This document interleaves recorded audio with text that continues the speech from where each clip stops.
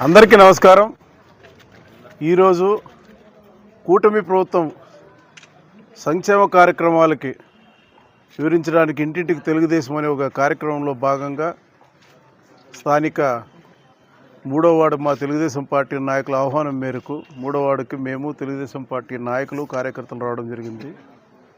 ఇక్కడ ఉన్న ప్రజల్లో సంతోషం చూస్తూ ఉంటే రాబోయే కాలమే కాదు రేపు 29లో కానీ ఖచ్చితంగా తెలుగుదేశం పార్టీ ప్రభుత్వం మళ్ళీ కూటమి ప్రభుత్వం అధికారం చేపడుతుందని ఒక పెద్ద నమ్మకం ఈ వార్డు నుంచి ఏర్పడింది మాకు। ఎందుకంటే దాదాపు 2 సంవత్సరాల పైగా కూటమి ప్రభుత్వం చేస్తున్న సంక్షేమ కార్యక్రమాలు ప్రజలకు వివరించడానికి ఇక్కడ రావడం జరిగింది। ప్రతి కార్యక్రమాన్ని దిగ్విజయం చేస్తున్న ఆదోని నియోజకవర్గ తెలుగుదేశం పార్టీ నాయకులు కార్యకర్తలు పెద్దలు మీనాక్షి రెడ్డి గారి ఆదేశాల మేరకు ప్రతి కార్యక్రమం దిగ్విజయం చేసుకుంటూ పోతా ఉన్నాం। ప్రభుత్వం అందిస్తున్న సంక్షేమ కార్యక్రమం ప్రజలకు వివరిస్తూ వారు ఏమైనా మరీ సమస్యలు చెప్తే ఆ సమస్యలు తెలుసుకొని మాకు పంపించండి అని మా ముఖ్యమంత్రి గారు కానీ మా యువ నాయకుడు నారా లోకేష్ బాబు గారు కానీ ఆదేశాల ప్రకారం ఈరోజు రావడం జరిగింది। ఇప్పుడు ఇక్కడే మసీద్ దగ్గర కొళాయి ప్రాబ్లం ఉందని చెప్పి ఇక్కడ పెద్దలు మసీద్ పెద్దలు కానీ మహిళలు కానీ చెప్పడం జరిగింది। ఇమ్మీడియట్గా అధికారులతో మాట్లాడి ఆ కార్యక్రమాన్ని ఆ పనిని పూర్తి చేయడం జరిగింది। ఇలాంటివి ఉంటావనే మా ముఖ్యమంత్రి గారు కానీ మా యువ నాయకుడు నారా లోకేష్ బాబు గారు కానీ ప్రజల్లో ఉండండి, ప్రజలు చిన్న పెద్ద పనులు చెప్తూ ఉంటారు, మీరు ప్రజల్లో ఉంటే అక్కడ పోయి సమస్య పరిష్కరిస్తే ప్రజలు మనసు గెలుచుకుంటారనే ఉద్దేశంతో మమ్మల్ని ఇక్కడ పంపించడం జరిగింది। అందుకే ఈ కార్యక్రమానికి రావడం జరిగింది। ఈ కార్యక్రమంలో పాల్గొన్న ప్రతి ఒక్క నాయకులకి కార్యకర్తలకి తెలుగుదేశం పార్టీ నియోజకవర్గం మీనాక్షి రెడ్డి తరఫున ఇన్ఛార్జ్ మీనాక్షి రెడ్డి తరఫున ప్రత్యేక ధన్యవాదాలు కృతజ్ఞతలు తెలియజేసుకుంటూ జై తెలుగుదేశం।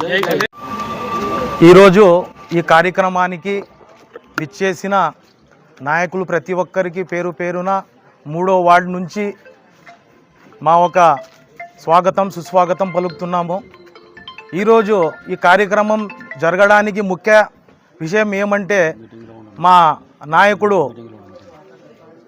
సీఎం చంద్రబాబు నాయుడు గారు ఆయన చేసిన కష్టాలు ఆయన పడే పాట ఒక యువకుడు కంటే ఈరోజు 74 సంవత్సరం ఉన్నా కూడా యంగ్ మాదిరిగా ఆయన ఇన్ని పథకాలు మాకు ఇవ్వడం చాలా సంతోషకరం।